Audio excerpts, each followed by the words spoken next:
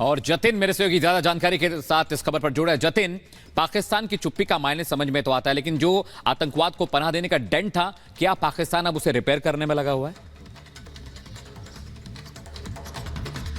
आज बिल्कुल यही वजह है कि सुबह से आप पाकिस्तान मीडिया की पूरी टाइमलाइन देख लीजिए, उसमें दाऊद इब्राहिम से जुड़ी हुई कोई भी खबर आपको नजर नहीं आएगी। लेकिन कल शाम देर शाम की बात करेंगे तो तमाम पाकिस्तान के पत्रकारों की टाइमलाइन देख लीजिए तो वो एक ही बात कर रहे थे कि दाऊद इब्राहिम कराची के अस्पताल में भर्ती, और कुछ लोग यहां तक लिख रहे थे कि उसको जहर दिया गया, हालत बहुत क्रिटिकल, और कुछ लोगों ने मरने जैसी बात भी कर दी कि जहर खाने से दाऊद इब्राहिम की मौत हो गई। लेकिन यह बात बिल्कुल साफ है कि कराची के अस्पताल में दाऊद इब्राहिम भर्ती है, क्योंकि जितने भी लोगों से हम बात कर रहे हैं, जो हमारे सोर्सेज है, उनको भी इस तरीके के इंटेल मिल रहे हैं कि दाऊद इब्राहिम अस्पताल में भर्ती है। 3rd फ्लोर में उसको भर्ती किया गया। सुपर स्पेशलिटी अस्पताल है, उस पूरे फ्लोर को सैनिटाइज कर दिया गया है। वहां पर चुनिंदा डॉक्टर जो कि दाऊद इब्राहिम को ट्रीट कर रहा है, साथ ही उसके सिक्योरिटी के लोग और सिर्फ फैमिली के लोगों को ही उस फ्लोर पर जाने की इजाजत जो है वो दी जा रही है। दूसरी तरफ पाकिस्तान हमेशा से बोलता आ रहा है कि वो अपनी जमीन पर किसी भी तरीके की आतंकियों को पनाह नहीं देता है, लेकिन दाऊद को लेकर लगातार भारतीय जांच एजेंसी, आईबी हो, रॉ वो इस तरीके के इंटेल देती रही है कि दाऊद घर पे रह रहा है, बाकायदा उसने व्हाइट हाउस पूरा बनाया हुआ है,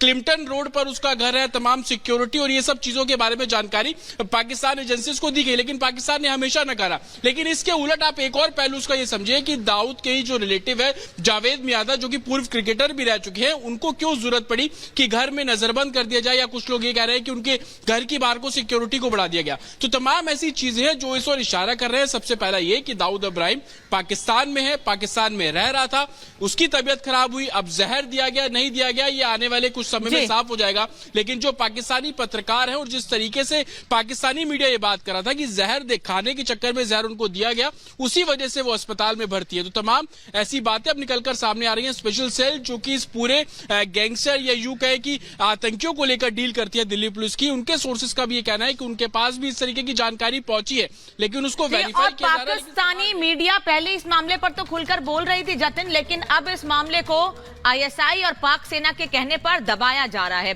इससे जुड़ी एक रिपोर्ट दिखाते हैं, क्योंकि कई सवाल उठ रहे हैं कि आखिर क्यों इस खबर को छिपाने की कोशिश की जा रही है।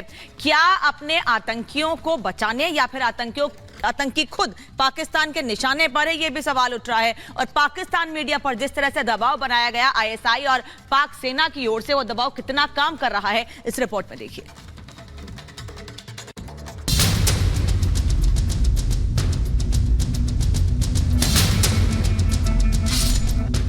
देश को 350 से ज्यादा गहरे जख्म देने वाला आतंकी दाऊद इब्राहिम इस वक्त पाकिस्तान में अपनी आखिरी सांसें गिन रहा है। बेशक उसकी हालत देखकर उसके करीबी उसके लिए मौत की दुआ मांग रहे होंगे, लेकिन सैकड़ों बेगुनाहों की हत्या के बाद उसे मिली बद्दुआओं के चलते मौत भी उसका हाथ पकड़ने को तैयार नहीं है। उसके गुनाहों की लिस्ट इतनी लंबी है कि जरूर मौत भी उसे शिद्दत से तड़पा रही है। सूत्रों के मुताबिक जहर के असर से उसकी हालत इतनी गंभीर हो चुकी है कि वो कराची के जिस अस्पताल में भर्ती है, वहां डॉक्टर्स ने जवाब दे दिया है। जानकारों का कहना है कि जहर के असर से उसका जिस्म नीला पड़ चुका है। वेंटिलेटर के सहारे के बावजूद रह रहकर उसकी सांसें उखड़ रही हैं, लेकिन मौत उसे जहर के दर्द से आजाद करने को तैयार नहीं है। जाहिर है मौत को भी मुंबई में 1993 में खेले गए मौत के खेल की झलक दिख चुकी है। तारीख 12 मार्च 1993। बॉम्बे स्टॉक एक्सचेंज में सब कुछ सामान्य था। आम दिनों की तरह उस रोज भी वहां पर हलचल थी। इसी बीच 28 मंजिला इमारत का बेसमेंट जोरदार धमाके से दहल उठा। इस हमले में 50 से ज्यादा लोग मारे गए, लेकिन यह तो सिर्फ शुरुआत थी। इसके आधे घंटे के बाद दूसरा धमाका एक कार में हुआ, और फिर एक के बाद एक धमाकों का सिलसिला शुरू हुआ। 2 घंटे के अंदर 12 जगहों पर 13 धमाकों से मुंबई दहल उठी। इन धमाकों में 350 से ज्यादा लोग मारे गए, जबकि 1200 से ज्यादा बुरी तरह से घायल हुए थे। और इन सब का जिम्मेदार था दाऊद इब्राहिम, जो आज अपनी मौत की भीख मांग रहा है। लेकिन 1993 ब्लास्ट के बाद देश से फरार हुए दाऊद इब्राहिम की क्राइम कुंडली इतनी ही नहीं है।